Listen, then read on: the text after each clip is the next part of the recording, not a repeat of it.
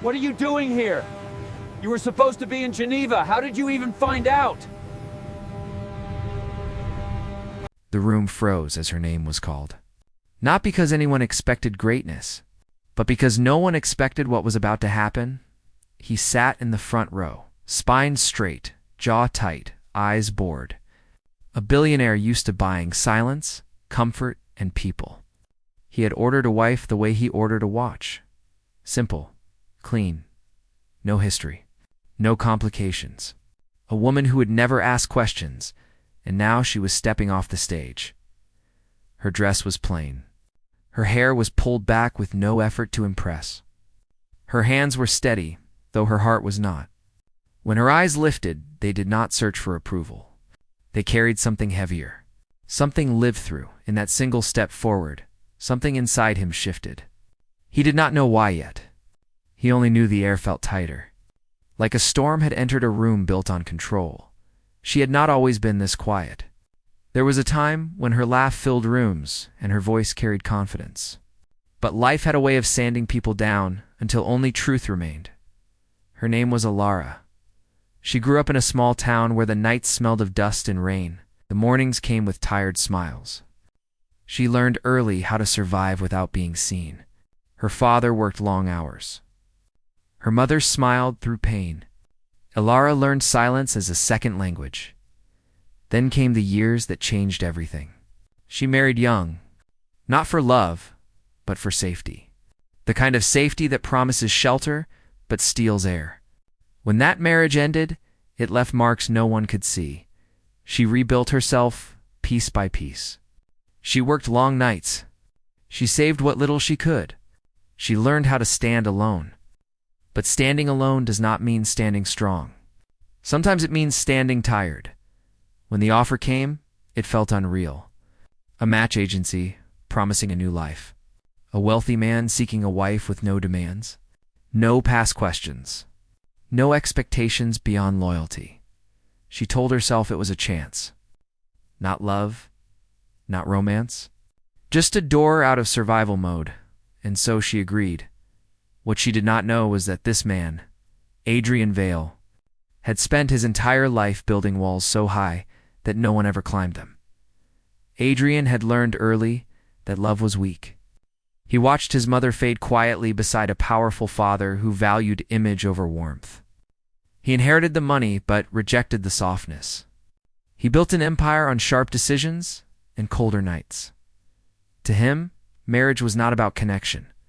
It was about order. A woman who would fit into his life like furniture. Useful, quiet, replaceable. That is why he chose Elara. On paper, no scandals, no demands, no ambition that threatened his. What the paper did not show was the weight she carried. The ceremony was small, too small for a man of his status. But that was the point. No press, no noise, no risk. People watched quietly as she stood beside him. Some pitied her, some judged her. Most ignored her. She did not flinch. When the vows ended, polite applause filled the room. Adrian barely looked at her. To him, the deal was done. But Elara noticed things. She noticed how the room felt cold, despite the warm lights. She noticed how people spoke to him with fear disguised as respect. She noticed how no one asked how she felt. That night, in the quiet of a house too large to feel human, the truth began to surface. He spoke of rules, of expectations, of how things would work. His voice was calm, measured, distant. She listened, not because she agreed, but because she had learned that silence reveals more than words. In the days that followed, she moved through his world like a shadow. She learned the rhythm of his life, the way he controlled every hour, the way he dismissed kindness as weakness. People underestimated her. They spoke around her, not to her. They assumed she was grateful, that she would obey. But Elara was not weak. She was watchful. She noticed the cracks in his armor, the nights he could not sleep, the way his hands tightened when he thought no one was watching, the silence he filled with work because he did not know how to sit with himself. She did not challenge him. She did not beg for attention. She simply existed with quiet dignity, and that unsettled him more than defiance. Ever could, the conflict did not come with shouting.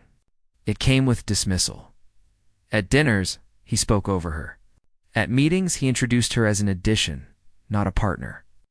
At events, she was placed where she would not be seen. Once, in front of his board, someone joked about her background. Laughter followed. Adrian did not stop it. Elara felt the familiar burn of disrespect, the kind that tries to shrink you. She did not react. Silence was her shield. What they did not know is that silence had never meant surrender for her. It meant control. Late at night, when the house slept, she read. She learned. She studied the systems that ruled his world. She listened to conversations meant to exclude her. She remembered every slight, not with anger, but with clarity. There was foreshadowing in the smallest things. A phone call she took in private, a document she kept folded in her drawer, a quiet visit she made when no one noticed. Adrian sensed something changing, not in her behavior, but in himself. Her presence was unsettling. She did not fear him.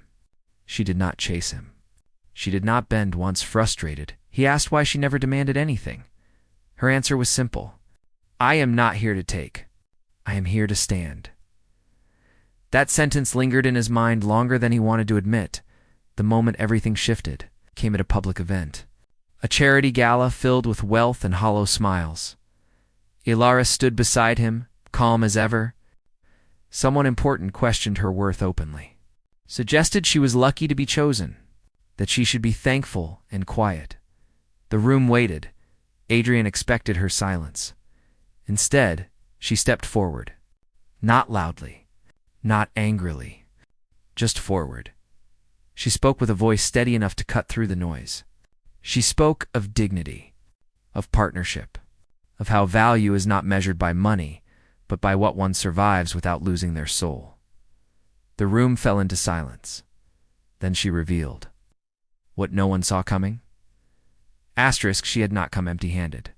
She had built something of her own, quietly, independently, a foundation supporting women rebuilding their lives. Funded without his money, supported by names that mattered, she was not his accessory. She was his equal. Adrian felt the ground shift beneath him. The power in the room changed. Respect followed her words, not his name. The people who once ignored her now listened. One line echoed in the silence. You can buy loyalty, but you cannot buy self-worth. Another followed. Silence is not weakness. It is preparation. And finally, the strongest people do not demand respect. They carry it. The fallout was quiet, but complete. Apologies came. Eyes lowered. The same people who dismissed her now stood in respect. Adrian watched it all, unable to deny the truth. He had mistaken calm for emptiness. He had ordered a wife and received a mirror. That night, he apologized. Not with excuses, not with gifts. With honesty, Elara listened, as she always had, but this time she spoke last. She told him that strength does not control. It protects. That love does not demand silence. It honors it. He understood then that the woman he thought he owned had changed him without ever raising her voice. In the end, the resolution was not loud. It was lasting. Their marriage became a partnership. Not perfect, but real. Elara never needed saving. She needed space. And Adrian learned that the most powerful shift in life often begins with someone the world refuses to see. Sometimes, the quietest step forward is the one that changes everything. If this story moved you, share where you are watching from. Tell us what silent strength means to you. And subscribe for more stories that honor unseen battles and quiet heroes.